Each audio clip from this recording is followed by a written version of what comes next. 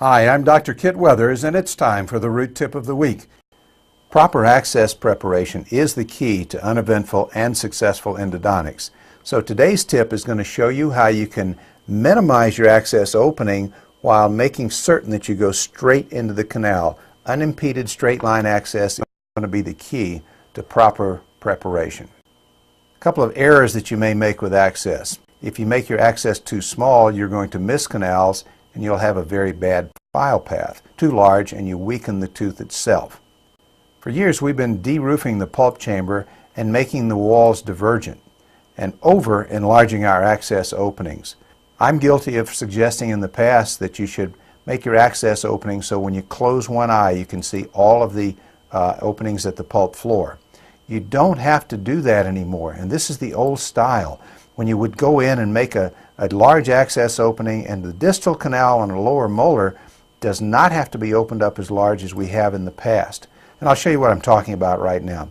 Our goals for today is open into the pulp chamber and large enough to get good straight file path into the canal and to maintain as much tooth structure as possible while we're doing that.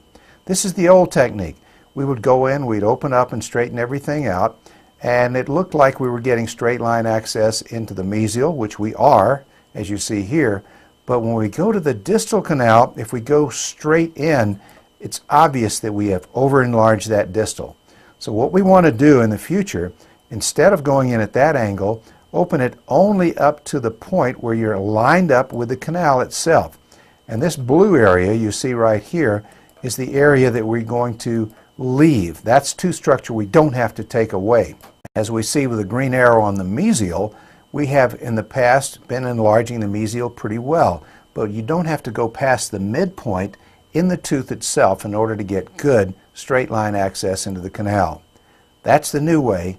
The old way is shown here. The red line shows that in the past we have taken away too much tooth structure and not gone straight into the canal. So by limiting our access to the middle of the root or just slightly beyond the buccal groove, we now find that we can have straight line access into that distal canal and still maintain the majority of our tooth structure and have our access look like this.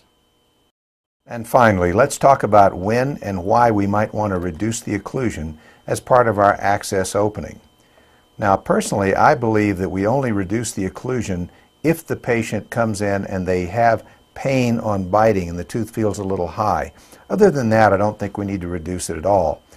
But if we do reduce the occlusion, let's keep it to a minimum. I think this is probably a little bit excessive right here. And if you do decide to take off the occlusal surface, maybe you'll reduce 1 millimeter or 2. But there is some advantage to doing that. If you reduce the occlusion about a couple of millimeters, it guarantees that you'll have no hyperocclusion between appointments. You also will have a much better visibility. The light gets into the chamber a lot easier. You don't have to worry about breaking off a cusp between appointments, and the patient never changes their mind and says they don't want to get the root canal. But of course you need to clear that with the patient in advance.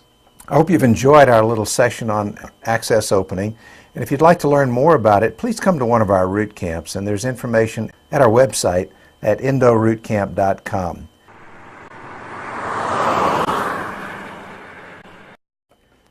Hi, I'm Dr. Kit Weathers, and it's time for the root tip of the week. Okay, here's a couple of tips to improve your access.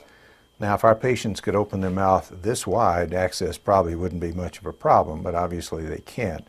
And what we've had in the past is a cingulum access, which is very small, little triangle, and in the event that there's more than one canal, as we see here, it's very difficult to get back into that lingual canal.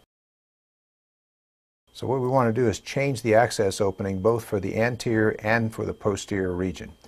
This is an example of the traditional cingulum access that we've all done in the past. Now what I'd like to suggest you do is open it up more so that you have an incisal edge almost involved and go straight into the canal, and that gives you a chance to prepare the canal easily. What we've done in the past is to make our initial access into the cingulum and stop at that point. But I'm recommending now that you include the incisal edge, as we see here, and even go down into the canal just a little bit with the LA access burr or the LA access diamond, and then lean toward the lingual which then gives you a perfect preparation as we see in this point. And now, this is a much better preparation than the old style of making just a cingulum access. So let's look at molar access preparation. The working cusp on the upper is the lingual cusp, and on the lower it's the buccal cusp. And the canal opening is almost directly beneath the cusp tip. So if we want to find that easily, our access opening must begin almost at the working cusp tip.